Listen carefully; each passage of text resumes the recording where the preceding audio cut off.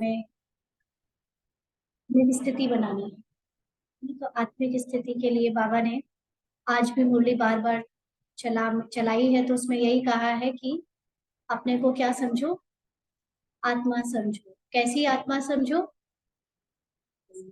बाप समान, है ना। तो बाबा के कुछ महावाक्य शुरू करेंगे।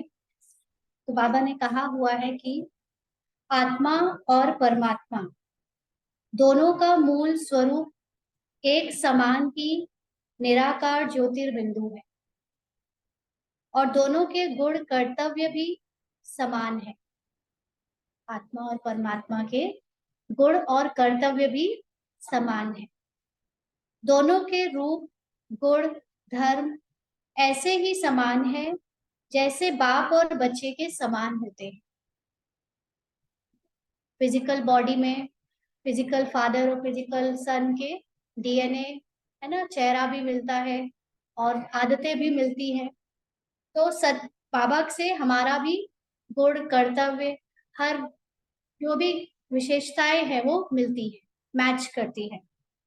परमात्मा सच्चिदानंद सागर है और आत्मा सच्चिदानंद स्वरूप है ना। कल हमने बात करी थी सागर और स्वरूप के बारे में। जब आत्मा अपने मूल स्वरूप में स्थित होती है तो अपने को परमात्मा के समान ही ज्ञान, गुण, शक्तियों से परिपूर्ण अनुभव करती है। जब आत्मा अपने स्मृति से बाप समान अनुभव करेगी तो उसके अंदर परमात्मा के समान ही गुण, शक्तियां अनुभव होंगी। इसलिए बाबा ने अनेक बार कहा है कि मैं तुम बच्चों को आप समान बनाता हूं। तो आत्मा अविनाशी है, साथ साथ आत्मा का जो मूल रूप है वो चेंज नहीं होता, है ना, नॉन चेंजेबल है। आत्मा नीचे जब ड्रामा में आती है तो ड्रामा के अनुसार उसका जो स्वरूप है वो चेंज होता है, क्योंकि वो उसका किरदार है। लेकिन आत्मा जब संगम युग में ये स्मृति बाबा से पाती है कि मैं तो मूल रूप में अविनाशी और अपरिवर्तनशील हूँ, तो मेरा मूल स्वरूप तो बदलना ही नहीं चाहिए, अभी भी नहीं बदलना चाहिए। अगर अभी मेरा स्वभाव, संस्कार ड्रामा के किरदार के अनुसार चाहे जो कुछ आए, लेकिन मूल रूप में तो मैं आपके ही जैसा हूँ। तो अपनी स्मृति को मूल रूप में टिकाने से आत्मा ड्रामा से उपराम होने लगती है और परमात्मा के जैसी अनुभव करने लगती है। अपन भूल जाते, तकिया बदल जाते, भूल जाते हैं। स्मृति और विस्मृति का ही पूरा खेल है ना। तो द्वापर युग से ये ज्ञान तो हमको पहले जन्म में भूल जाएंगे, सतयुग से ही भूल जाएगा। लेकिन सतयुग में आत्मा जो देवी देवता का किरदार निभाती है तो वो कम से कम उसका स्वरूप होती है, आत्मिक स्वरूप में रहती है, तो उसके अंदर पूरे सातों गुण होते हैं। लेकिन द्वापर से वो सातों गुण भी डोमिनेट होने लगते हैं रावण के माया के प्रभाव से, ना, देह भान के प्रभाव से। इसलिए लास्ट तक आते आते तो वो बिल्कुल ही भूल जाती है कि मेरे मेरे अंदर ये शक्तियां या कलाएं या गुण हैं। इसीलिए देवताओं को अपने से अलग समझने लगती है, तो देवताओं को अपने से ऊंचा समझती है। भगवान और देवता एक हो जाते हैं क्योंकि देवताओं का स्वरूप भगवान के समान है और वो देवताओं के जैसा बनने का पुरुषार्थ हम अभी कर जरूर रहे हैं। लेकिन बाबा ने क्या कहा कि पुरुषार्थ को भी बहुत आसान बनाओ। कैसे? सिर्फ एक अभ्यास से अपनी आत्मिक स्मृति में टिक जाओ। फिर पुरुषार्थ पुरुषार्थ का कोई बहुत बड़ा सिरदर्दी नहीं रहेगी। सिर्फ इतना सा अभ्यास करना है, अपने को आत्मा समझकर बाबा के जैसा अनुभव करना है।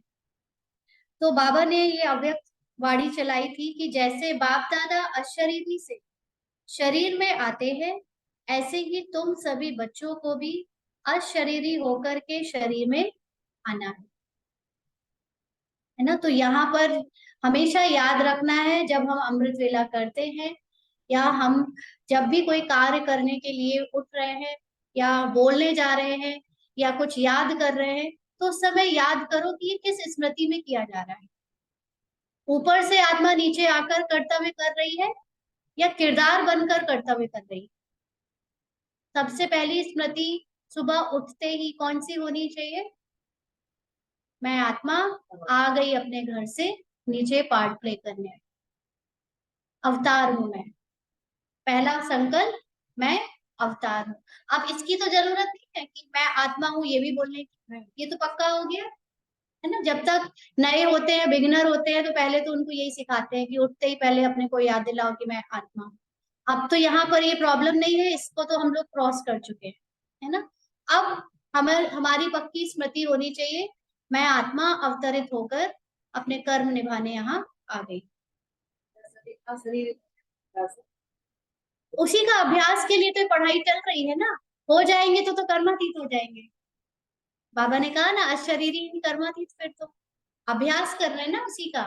जो जो समय, ये भी खेल चल रहा है, काम चल रहा है। हाँ, बाबा चाहे तो ड्रामा में हमारा ये पार्ट एक चुटकियों में बदल देता है, लेकिन वो भी कहता है बच्चे तुम थोड़ा सा कुछ करते रहो, समय बचा हुआ है, मेहनत के नाम पर भी कुछ कुछ करते रहो, है ना। बाद में कहता है मेहनत की भी जरूरत, चुटकियों में तुम कर्मातीत हो गए। ये ड्रामा का ज्ञान हुआ और कर्मातीत अनुभव हुआ, है ना। तो अब हम सबको हमेशा याद रखना है कि जब भी कोई काम करने जा रहे हैं तो किस स्मृति से करें। मैं यहाँ के प्रेशर में, यहाँ के भार में डूबी हुई हूँ और फिर कर रही हूँ किरदार बनकर इस स्मृति से, या मैं ऊपर से नीचे आई हूँ और अपना ड्रामा का पार्ट प्ले कर रही हूँ इस स्मृति से। अब आप समान हो, यहाँ पर पार्ट चाहे कितनी भी मेहनत का हो, चाहे उदासी का हो, चाहे खुशी का हो, चाहे जैसा हो, लेकिन मैं तो हूँ ही पाप समान। किस स्मृति से करना है। तो बाबा का आज का जो एक प्रश्न था उसको भी थोड़ा सा डिस्कस कर लेते हैं, है ना। आज की मुरली में बाबा ने यही बात पूछी कि कौन सी एक मेहनत अंतर्मुखी बनकर करते रहो तो अपार खुशी रहेगी। अब पुरुषार्थ में कई बार बहुत सीरियस हो जाते हैं हम लोग, है ना, कि अभी हो नहीं पा रहा है उतना, या मनन चिंतन में इतना डूब जाते हैं, या कई बार ड्रामा के ही वश हो जाते हैं, तो भी खुशी गायब हो जाती है। तो केवल इतनी सी एक मेहनत करनी है जो बाबा ने उत्तर में दिया है, और उसको अंतर्मुखी होकर ही कर सकते हैं। अंतर्मुखी का मतलब सबसे अपनी दृष्टि हटा देना, बुद्धि को हटाकर सिर्फ अपने ऊपर चिंतन करना, है ना, अपने मनन चिंतन पे डूब जाना, तो अपार खुशी रहेगी। बाबा ने कहा था, उत्तर दिया कि जन्म जन्मांतर जो कुछ किया है, जो सामने आता रहता है, उन सब से बुद्धि योग निकाल सतो प्रधान बनने के लिए बाप को याद करने की मेहनत करते रहो। चारों तरफ से बुद्धि योग हटाए, अंतर्मुखी बन बाप को याद करो। सर्विस का सबूत दो तो अपार खुशी रही। तो यहाँ पर बाबा ने हमको सर्विस का सबूत दो। कौन सा सर्विस?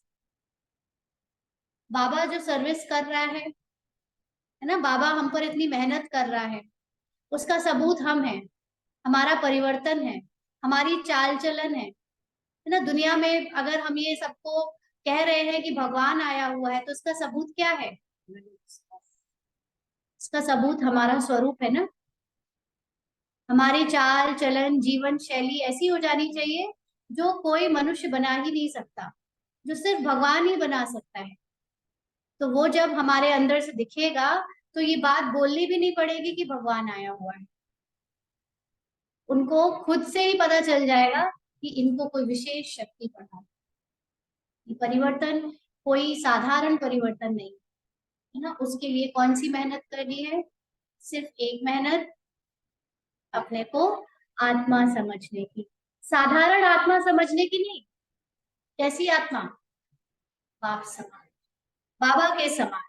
तो यहाँ पर जो हमारा बुद्धि योग लगा हुआ है, हमारा आखिरी जन्म में जो भी हिसाब किताब बचा हुआ है, या जो भी परिस्थितियां बन रही हैं हमारे परिवर्तन के निमित्त, उन परिस्थितियों से प्रभावित हुए बिना, है ना। प्रभावित का मतलब ये नहीं है कि सुख दुख या चेहरा उतरेगा नहीं, या उसके बारे में हम सोचेंगे नहीं, है ना, या व्यर्थ चलेगा नहीं। व्यर्थ भी चल रहा है अगर, वैसे तो बाबा ने कहा व्यर्थ से होना है, लेकिन व्यर्थ अगर चल रहा है और उसके पुरुषार्थ करोगे तो और व्यर्थ है। किसी चीज से भागो, परछाई से दूर भागो तो और पीछे पीछे आती है। तो भागने का पुरुषार्थ नहीं करना है, अपनी बुद्धि को बाबा में लगा देना है, साक्षी होकर व्यर्थ को भी देखना है कि आत्मा एकदम स्टिल है, आत्मा एकदम रुकी हुई है। आत्मा को दुनिया की चाल, दुनिया की परिवर्तन, दुनिया की कोई भी गति प्रभावित नहीं कर सकती, आत्मा एकदम स्टिल है। तो हम सबको भी कुछ भी हो, ऊपरी रूप से, मुख से बोलते समय, आंखों से देखते समय, कान से सुनते समय, हाथ पैर से कर्म करते समय, यहाँ तक कि विचार भी जो आ रहे हैं उनको सोचते समय भी मैं आत्मा तो एकदम साइलेंस, यही सत्य है। दैट्स, ऊपर से पार्ट चल रहा है, हो सकता है पार्ट डिप्रेशन का भी चल रहा हो, रोने का चल रहा हो, लेकिन मैं आत्मा ये देखते हुए भी साइलेंस, पार्ट से अपने आप को अलग करना है, इसको कहते हैं बुद्धि योग निकाल देना। और बुद्धि योग जब यहां से निकालेंगे, बाबा की तरफ रखेंगे, तो सतो प्रधान स्थिति का अनुभव होगा, क्योंकि बाबा की जो स्थिति है वही हमारी स्थिति है। बाबा अगर सागर है तो हम स्वरूप है, तो जो जब जितना बाबा पर ध्यान रखते जाएंगे, हमारी सतो प्रधान अवस्था करीब आती जाएगी। बनना बनाने की भी बात नहीं है, बनी बनाई है। आजी बाबा ने कहा ना, ब्रह्मा का संपूर्ण स्वरूप सूक्ष्म वतन में है, और साकार में बाबा यहाँ पर पुरुषार्थ करने का पार्ट प्ले कर रहे थे। बाबा ने बता भी दिया था कि तुम ब्रह्मा हो ही, तो ब्रह्मा हो ही मतलब कि बाबा को तो पता था कि वो पाना ही है, मुझे मिलना ही है। पुरुषार्थ तो सिर्फ भगवान को अपनी लीला दिखाने का एक मौका मिल रहा था, पुरुषार्थ तो नाम का था। बाबा को पता है कि वो पा ही लेंगे, क्योंकि भगवान को भी तो दुनिया में आकर साकारी रूप में दिखाना था ना कि मेरे कर्तव्य कैसे होंगे जब मैं धरती पर आकर करूंगा। क्योंकि कोई ये उन पर क्लेम कह सकता था ना, दोषारोपण कर सकता था, आप तो निराकार हो, आपको क्या पता साकार में क्या क्या होता है, कैसे किया जाता है। तो बाबा ने साकार में ब्रह्मा तन के द्वारा सब कुछ करके दिखाया, पूरा पुरुषार्थी जीवन दिखाया। क्यों दिखाया? कि बाबा को पता था कि बच्चे भी पुरुषार्थ करेंगे, तो अगर ब्रह्मा को एकदम से संपूर्ण ब्रह्मा बना देंगे तो बच्चों को कैसे पता चलेगा, बच्चे अपना 20 40 80 साल का टाइम कैसे स्पेंड करेंगे। बच्चों को भी पुरुषार्थ का एक जो बना बनाया ड्रामा अनुसार करना है, करने के लिए बाबा ने वैसे अपना पार्ट बजा कर दिखाया। लेकिन जैसे ब्रह्मा का पार्ट संपूर्ण वहां पर बना बनाया था, हम सब का बना बनाया। बाबा के पास एक ये प्रिविलेज था कि वो दादियों को, जो मैसेंजर थी, उनको भिजवा कर दिखा लेते थे कितना मैं उतना बन पाया हूँ, कितना नहीं बन पाया। उस समय ज्ञान इतना स्पष्ट नहीं था, ये ज्ञान तो अव्यक्त मूल्यों में स्पष्ट हुआ है। लेकिन किसी किसी को नहीं चुना, रास्ते को चुना ना, बिल्कुल। तभी तो गृहस्थियों को ये कहने को नहीं रह जाएगा कि बाबा को क्या पता, घर बार छोड़ के बैठे थे। कोई सन्यासी होता तो गृहस्थी यही कह रहे थे ना, इनको क्या पता, ये तो अपनी जिम्मेदारी और घर बार छोड़कर बैठे। लेकिन गृहस्थी चुना, करके दिखाया कि कैसे पत्नी को, पत्नी का बंधन, बेटी का बंधन, बेटे का बंधन या परिवार का बंधन संबंध में बदला जाता है। बंधन को संबंध में बदलना है। कलयुग में हर चीज बंधन दे रही है, और बंधन ही दुख का कारण है। इसको हमें संबंध में बदलना है ना। संबंध का मतलब जहां पर लेवल सारे हैं, पति पत्नी का लेवल है, बेटे माँ का लेवल है, लेकिन एक दूसरे को बांध नहीं रहे, एक दूसरे में कोई अपेक्षा नहीं है, इच्छाएं नहीं है। अपना अपना जीवन आत्मिक उन्नति के लिए हर कोई स्वतंत्र है, करो जैसे करना है करो। तो संबंध, जब हम लोग जो बात कर रहे हैं कुछ दिनों से, इच्छा मात्रम अविद्या, है ना, किसी से कोई कंप्लेन नहीं, तो कैसे हो जाएंगे इस रिश्ते? जब ऐसा होगा तो रिश्ते कैसे हो जाएंगे? बहुत सुंदर हो जाएंगे। आज ही कोई बहन आई थी, तो उनको जब सुना रहे थे ज्ञान, तो बोले ऐसे कैसे होगा, वो तो जिम्मेदारियां तो निभानी ही है, रिश्ते तो बने हैं तो करने ही है। तो ये एहसास नहीं है लोगों को कि करने वाले हम नहीं है, है ना। हम अपने आप का एक अहंकार, एक पहचान बना के रखते हैं कि मैं माँ हूँ, बेटी की शादी तो मुझे ही करानी है।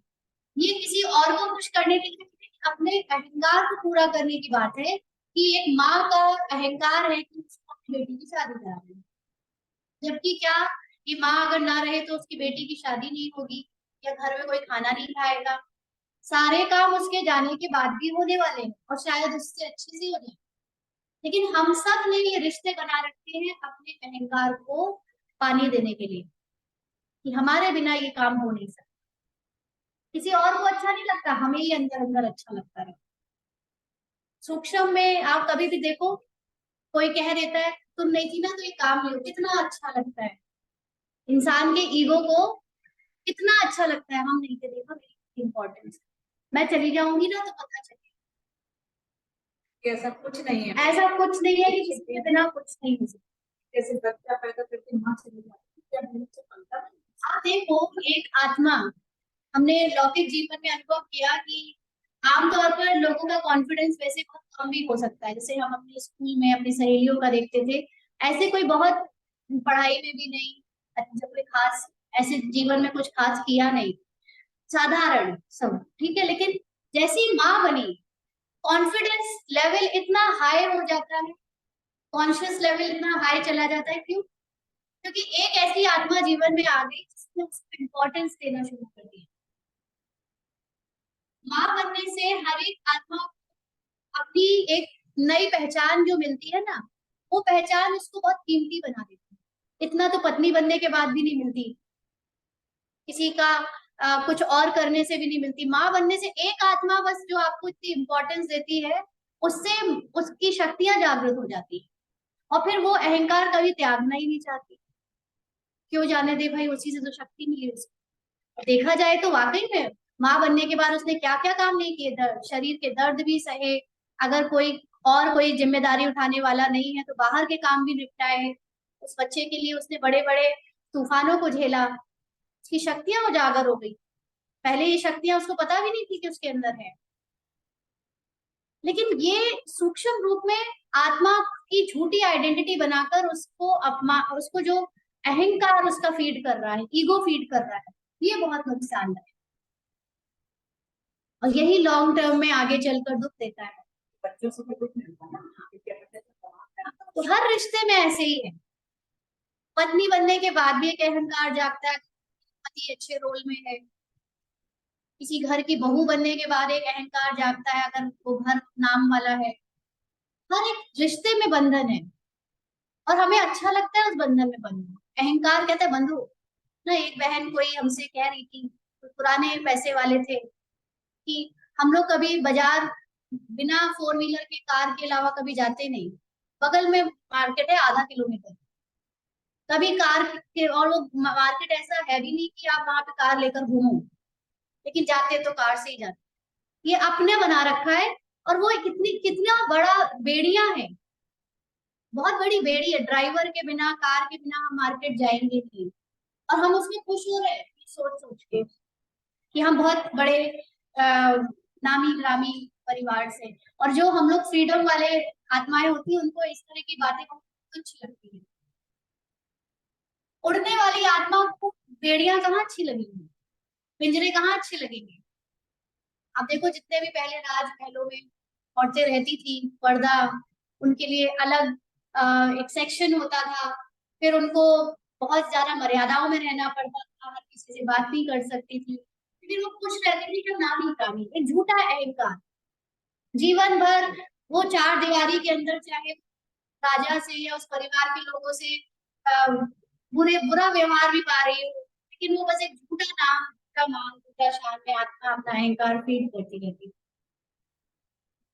तो बात ये है कि हमने अपनी पहचान किस किस रूप में बना रखी है। पहचान जब तक तोड़ेंगे नहीं, झूठा अभिमान, फिर आगे चलकर कभी समय आता है जब आपका अभिमान तोड़ने के लिए आपको बार बार परिस्थितियां बनती हैं, दुख दुख फील करते हैं, लेकिन वो कारण नहीं समझ पाते। तो इसलिए बाबा ने कहा कि आप चारों तरफ से अपना बुद्धि योग हटाओ, यहाँ तक कि स्वभाव संस्कार जो हमारे अंदर 84वां, अभी बाबा ने कुछ दिन पहले बोला था 83वां और 84वां, 83 84, तो 2 जन्मों को एक साथ बाबा ने क्यों लिया? क्योंकि देखा जाए तो इस समय हमारे अंदर ब्राह्मण जीवन 84वां और उसके पहला वाला जीवन 83वां, दोनों का पार्ट एक ही शरीर में चल रहा है। तो अब जब ड्रामा का ज्ञान मिलता है तो ये जीवन मुक्ति का अनुभव असल में हमें ब्राह्मण होता है। ये जीवन मुक्ति हमारी अभी से शुरू हो जाती है कि जीते जी अगर मेरे अंदर से जो पार्ट में कुछ अच्छा नहीं भी आ रहा है तो भी मैं उससे प्रभावित हूँ। जैसे मान लो कि आज माइंड थोड़ा अपसेट है, नहीं इतना अच्छा लग रहा रोज की तरह, तो भी मैं आत्मा स्टिल हूँ। आत्मा इस पार्ट को साक्षी होकर देख ली, आज मेरा पार्ट थोड़ा डाउन है। अब ये नहीं कि इसका स्वरूप बन गई, हाय आज पता नहीं कैसा लग रहा है, कैसे है, आज तो ब्राह्मण वाली खुशी फील नहीं होती। नहीं, आज 83 का जन्म का पार्ट चल रहा है। 84वां जन्म वाली आत्मा जो है, जीवन मुक्त आत्मा, बाबा के पास बैठकर इसको भी साक्षी होकर देख रही है, प्रभावित नहीं हो रही है उससे, ये पार्ट को चलने देती है।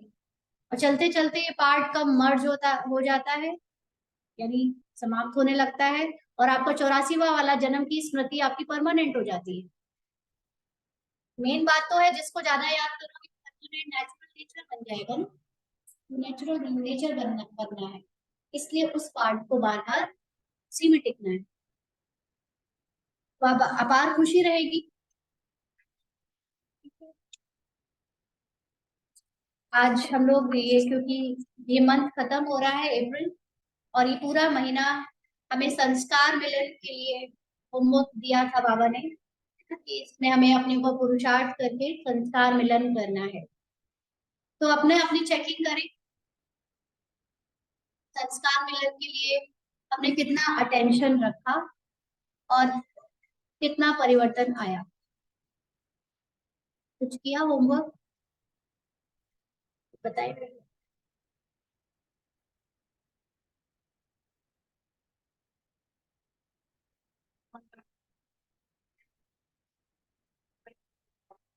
हम्म।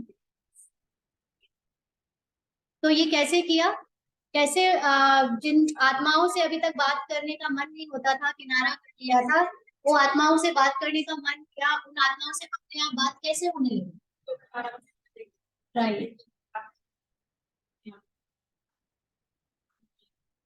अपने आप को बाबा के पास अनादि स्वरूप में बैठा लिया, पता ही नहीं चला कब मुख से बात होने लगी, कब उसको अप्रोच किया, कब। पहले सोचते थे, है ना, पहले हम लोग ज्ञान को अप्लाई करने के लिए पुरुषार्थी बनते थे कि हमें करना पड़ेगा, क्योंकि बाबा ने कहा है जो करेगा सो पाएगा।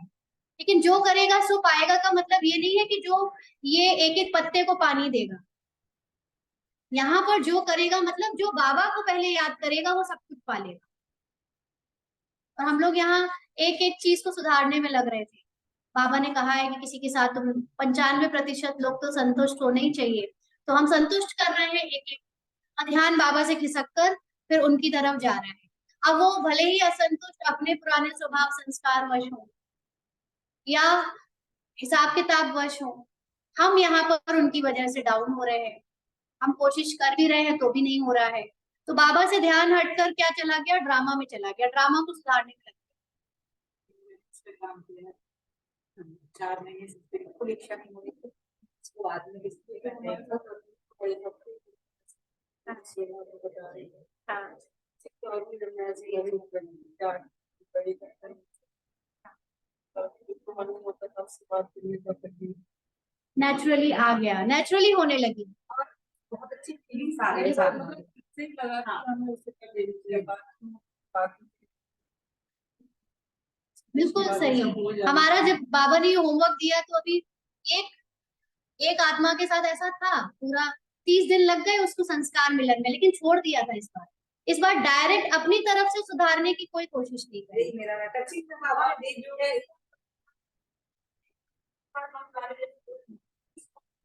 हाँ, उसके सत्य स्वरूप में उसको देखो तो वो परिवर्तन अपने आप में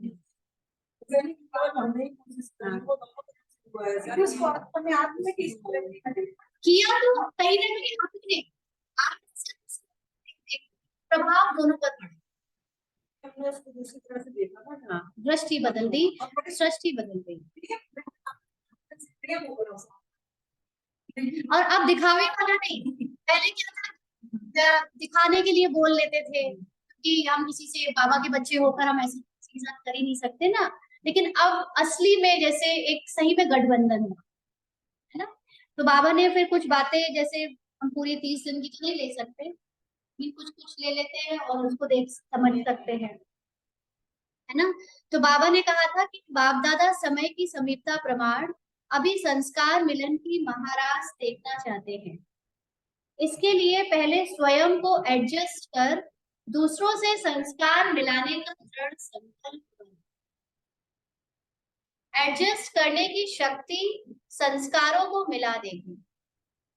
पहला स्टेप तो हमेशा ये होता है कि मुझ आत्मा को कोई भी बात का दृढ़ संकल्प करना है। दृढ़ संकल्प करने से शुरुआत हो जाती है। अब आपका परिवर्तन होना शुरू होगा। अब बाबा पे छोड़ा कैसे होगा, तो बाबा ने एक ही तरीका बताया कि तुम तो सिर्फ मुझे याद करो, सबको आत्मिक स्मृति में देखो। जैसे कल बाबा ने कहा था ना, दाता बनो, दाता बनो, किसी से कुछ अपेक्षा नहीं रखो, आप देते जाओ। ये नहीं कि हम देते जाए मतलब हम पहल कर देते, वो भी जबरदस्ती नहीं करनी है। नेचुरली आए तो अपने आप आपको पता ही नहीं चलेगा आपने कब बात कर ली। जबरदस्ती करोगे और फिर उसका रिप्लाई वैसा नहीं आएगा पॉजिटिव, तो आपको उससे बुरा लगेगा, हमने तो पहल की थी।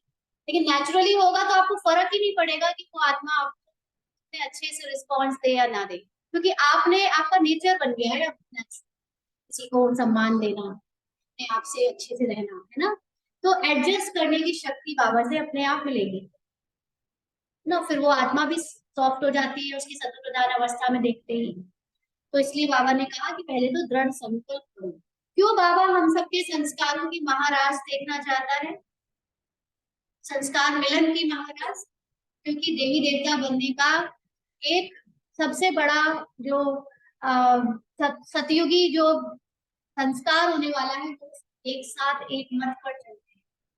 भले ही सबके अलग अलग स्वभाव और संस्कार है, लेकिन सब में अद्वैत होता है, वहां द्वैत है ही नहीं।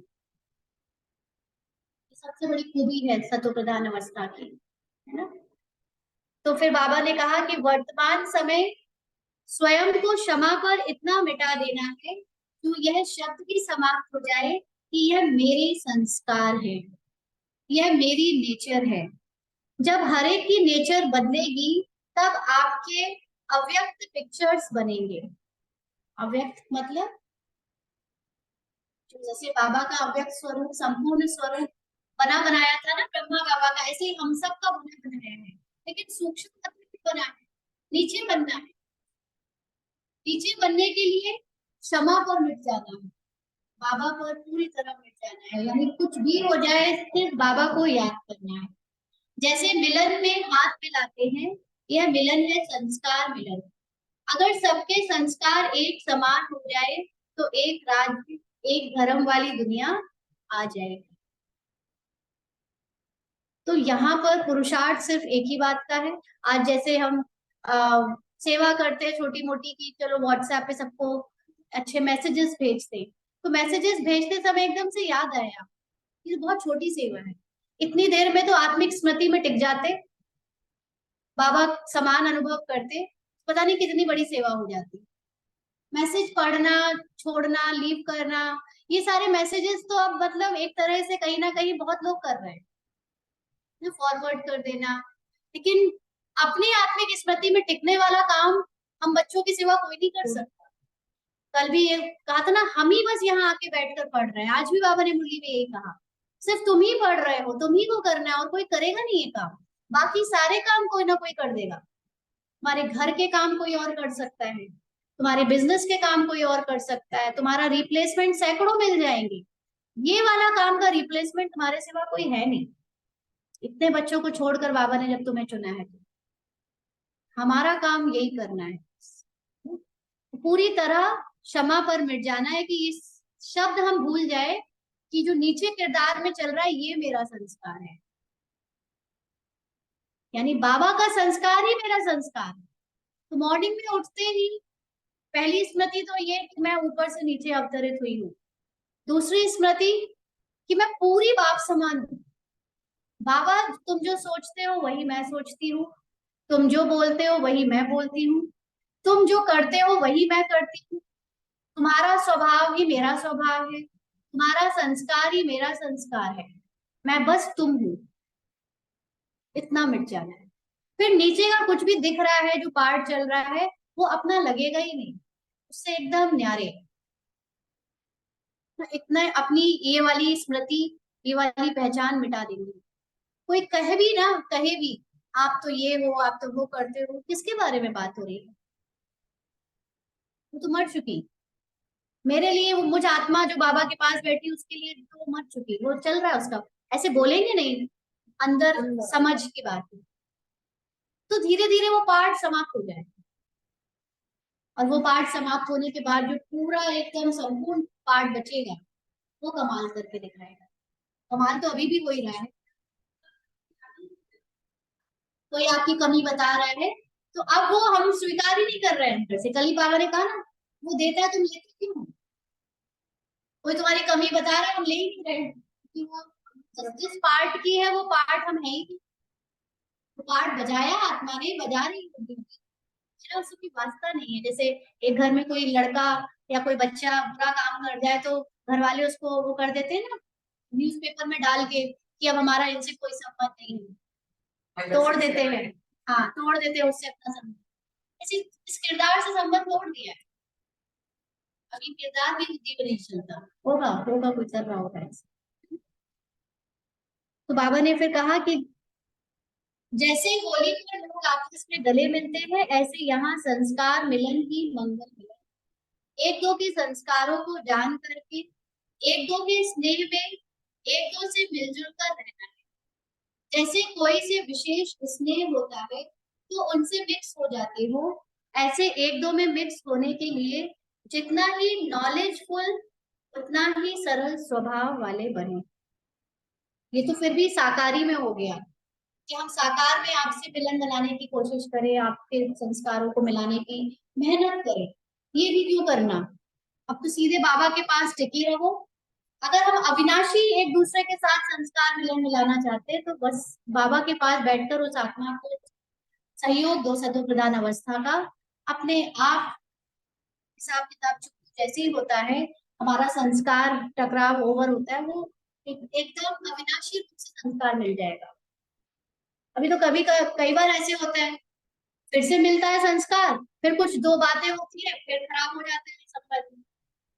फिर किसी तरह काम पड़ा साथ में तो थोड़ा मिला, फिर कुछ बात हो गई तो फिर। तो ये ऊपर नीचे क्यों हो रहा है? क्योंकि नीचे से मेहनत कर रहे हैं, किरदार में मेहनत कर रहे हैं, साकारी मेहनत कर रहे हैं, निराकारी मेहनत करने की जरूरत है। एक दो के स्नेही तब बनेंगे जबकि संस्कारों और संकल्पों को एक दो से मिलाएंगे। लेकिन ध्यान रहे, आपकी स्थिति स्तुति के आधार पर नहीं हो। चाहे लौकिक में संबंध है, चाहे यहाँ लौकिक में अगर कोई आपकी बुराई कर रहा है, उसके साथ अच्छा संबंध रखना पॉसिबल है? अब तो बिल्कुल पॉसिबल है ना? अब पॉसिबल है। पहले नहीं होता था, सच में मैंने कितना मतलब सीन किया था कि आपने शायद सुना हो, आपने भी सुना हो, मेरा जैसा पति किसी का ना हो, एक सीरियल आता। अच्छा। ठीक है, मैं हमेशा कहती थी मेरे ससुर जैसा तो किसी की, सच बताऊंगी। अब कहती हैं कि उस आत्मा से मेरा जुट हो, है ना? तो अब कितना आसान हो गया कठिन से कठिन आत्मा के साथ भी संस्कार मिलाने का, क्योंकि अब हम साकारी रूप में नहीं मिला रहे। साकारी रूप में ढेरों एक्सपेक्टेशंस हैं, कम से कम थोड़ी तो इज्जत दे, कभी तो दे, कभी तो प्यार से बोले। हर वक्त ही मेरी इंसल्ट करता रहता है। अब पता है कि ऊपर से बैठ के ड्रामा देखते तो हंसी आती है उसके किरदार पे। कोई ऐसे कहता है दादा ठीक कहते नहीं, हमारा चुपचाप हो गया है, वो हमारे बहुत अच्छे, अभी निकलता है पूरा कुछ भी। तो फिर जब ऊपर रहते हैं ना स्थिति, तो स्थिति डगमग नहीं होती। कई बच्चे जब कुछ करते हैं तो उसके फल की इच्छा रखते हैं। हमने इतने प्यार से इनको बोला, हमने मिठाइयाँ भेजी, संस्कार मिलाने के लिए बाबा ने कहा था, है ना? तो थोड़ी सी अपेक्षा होगी कि अगली बार ये कुछ तो हमसे ठीक से बात करेंगे। स्तुति होती है तो स्थिति अच्छी रहती है, और अगर कोई निंदा कर देता है तो निधन के बन जाते हैं। निधन के माना फिर से जैसे सारे अंदर की खुशी गायब, है ना? अपनी स्टेज को छोड़ एक दो से किनारा कर लेते हैं, लेकिन स्तुति निंदा में समान स्थिति रहे तो संस्कार टकराएंगे नहीं। अच्छा, एक मान लीजिए 2 दिन पहले आप किसी से मिले, सब कुछ अच्छा अच्छा चला, बहुत प्यार से बात हुई। 2 दिन बाद आप फिर से मिले, अब वो आपसे ठीक से बात ही नहीं कर रहा है, क्या चलेगा? पता है नहीं, पहला संकल्प ये नहीं उठेगा 2 दिन तो सब सही ठीक था। हम नहीं उठ पा रहे। हाँ, हम मैंने ऐसा क्या कह दिया कि इनको बुरा लग गया? ऐसा नहीं होगा। आता है ना, थोड़ा सा तो आता है कि 2 दिन तो हम बहुत प्यार से बात कर रही थी, अभी पता नहीं मैंने मेरे से कुछ ऐसा हो गया, एक दूसरे से ही हम बोलने लगते हैं, उस दिन हमने कुछ ऐसा बोल दिया क्या, इनको बुरा लग गया? आता है ना। क्यों आता है? क्योंकि हमेशा स्तुति की एक अपेक्षा होती है कि ये हमसे हमेशा खुश रहे, और ये अपेक्षा ही कहीं ना कहीं फिर हमारी स्थिति को डगमग कर देती है। इससे भी फ्री होना है। ये परीक्षाएं सिर्फ आपको एक रिफ्लेक्शन दिखाने के लिए आ रही है कि देखो अभी तुम्हारे अंदर कुछ ना कुछ बचा हुआ है, स्तुति की कामना बची है, या तो दूसरा थोड़ा सा बदल जाए उसकी कामना बची है ना। तो इतना इस लेवल तक अपने कुछ करना है, और ये तब होगा जब ऊंची स्टेज पर बैठेंगे। वैसे तो आज हम दूसरी मुरली करने वाले थे कि अपनी पोजीशन पर बैठो तो अपोजिशन समाप्त हो जाएगा, बाबा की मुरली थी, लेकिन वो कल करते तो। हाँ, मान लीजिए अभी अभी खूब बातचीत सब हो रही है, अचानक से वो आपसे मुंह मोड़ ले, व्यर्थ नहीं चलाएगा? आता है ना, आता है, याद दिलाना पड़ता है, आया होगा उसका कोई पार्ट। कभी मुझे पेपर ना आया, प्रभावित, अभी मेरे पेपर साथ नहीं पेपर आया नहीं होगा। आया। हाँ, तो मन में जब कोई संकल्प उत्पन्न होता है तो उसमें सच्चाई और सफाई चाहिए। अंदर में कोई भी भाव स्वभाव पुराने संस्कारों व विकर्मों का किचड़ा नहीं हो। जो ऐसी सफाई वाला होगा वही सच्चा होगा, और जो सच्चा होगा वह सबका प्रिय होगा। उसमें भी सबसे पहले वह प्रभु प्रिय होगा, फिर दैवी परिवार का प्रिय होगा, संस्कारों की टक्कर से बच जाएगा। तो कोई भी भाव स्वभाव की बात जब आती है आपस में, तो सबसे पहले तो हमारे स्वभाव जो अंदर रहे हुए हैं, बचे हुए हैं इस पार्ट में, उसके प्रभाव से मुक्त रहना है। और वो कौन रह पाएगा? जो प्रभु प्रिय होगा, जो बाबा से ही अपनी सारी प्रीत रखेगा। एक बाबा, दूसरा ना कोई। उसको सिर्फ इतना फर्क पड़ता है, हर आत्मा को जो बाबा से जुड़ी हुई है, बाबा मेरे से खुश रहे, बाकी कोई खुश रहे या ना रहे वो पार्ट की बात है। बाबा मेरे से खुश रहे, मैं बाबा के पास बैठी रहूं, नीचे का ड्रामा अपने आप पार हो जाएगा, और बहुत अच्छे से पार हो जाए। तो एक लास्ट और पढ़ देते हैं। यह देह रूपी वस्त्र किसी भी संस्कार से लटका हुआ ना हो। जब सभी पुराने संस्कारों से न्यारा हो जाएंगे तो फिर अवस्था भी न्यारी हो जाएगी। इसलिए सभी बातों में इजी रहो। बात हुई ना, सभी बातों में इजी रहो। कोई का व्यवहार एकदम से बदल जाए, इसमें भी easy। भाई क्यों बदल गया? 4 लोगों से फोन, तुमने कुछ कहा था क्या उससे? कुछ बात हुई क्या तुम्हारी? ये सब भी हम चेक करने लगते हैं ना। उसमें भी को पता चलता है कि अभी हम अपनी ऊंची स्थिति में नहीं टिके हैं। ये व्यर्थ आने लगता है पूछने का, या उसी से आपका क्या हो गया, आप कुछ बात हो गई क्या, बुरे लग रहा है। साकारी संकल्प आने आते हैं, है ना। तो हर बात में इजी रहो। जब खुद सभी में इजी रहेंगे तो सभी कार्य भी इजी होंगे, और पुरुषार्थ भी इजी होगा। वही बात कि किसी बात में रेजिस्टेंस नहीं दिखाओ। कुछ चीज प्रतिकूल हो गई है ना, अनुकूल नहीं चल रही है, उसको भी स्वीकार। चाहे वो पहले तक अभी तक कितनी भी अच्छी चल रही थी, अचानक से कुछ बदल गई। बाबा बार बार ये बात बोलता है, अचानक होना है, अचानक होना है। अचानक होना सिर्फ विनाश के लिए नहीं, लेकिन ये छोटी छोटी बातें भी अचानक होनी है। अचानक आपको पता नहीं चलेगा कि एकदम स्वभाव संस्कार कैसे किसी का बदल गया, कौन सा पेपर आपके सामने आ गया। तो केवल इतना रखो, इजी रहो। ये ज्ञान याद आ जाए ना सही समय पर, यही तो पुरुषार्थ है, इजी पुरुषार्थ। ठीक है, बाबा के पास बैठी हूँ, बाबा तो खुश है, वो तो आत्मा का पार्ट है, या फिर उसको जो भी दाता बन के देना है उसकी सातों प्रधान अवस्था में देखना है। ये कुछ कुछ बातें ना हैंडी होनी चाहिए, क्योंकि हम देह भान में जब आ जाते हैं तो याद नहीं आती अचानक से ये ज्ञान की बातें। तो ये कहीं लिखी हुई हो, कहीं दीवार पर चिपका लो, ताकि वो तुरंत रिवाइज हो जाए और हम अगर हमें टाइम लग रहा है तो तुरंत वो याद आ जाए, क्योंकि ये अभी सुना आपने फिर भूल जाएंगे ना। सभी के साथ होता है, क्योंकि ये ज्ञान ऐसा है कि जब सुन रहे हैं तब अच्छा लग रहा है, थोड़ी देर तक अप्लाई भी करेंगे, जहां से देह भान हावी हुआ, ड्रामा हावी हुआ, ये सब भूल जाता है। तो धन्यवाद लिखते हैं ना हमारे, तो रिवीजन जरूर करते हैं। हाँ, ये सारा ज्ञान रिवाइज करना बार बार, और ये क्लासेस भी एक्चुअली बार बार सुनने वाली होती है ना। ये क्लासेस को सुनते सुनते अवस्था बनी रहती है, आधा घंटा 1 घंटा भी आप लोग दिन में सुनी है क्लास, तो आपका पूरा दिन एक अटेंशन रहता है। नहीं तो कब वो बहाव चल ले जाता है, ड्रामा आपको अपनी तरफ खींच के, पता ही नहीं चलता। तो ठीक है, आज इतना ही रखें, फिर बाबा को याद कर, किसी को कुछ पूछना तो नहीं, कोई अपना, अगर ऑनलाइन वालों को किसी को कोई एक्सपीरियंस शेयर करना हो तो बता सकते हैं। मैं अनलॉक कर देती हूँ, अनम्यूट कर देती हूँ, सॉरी।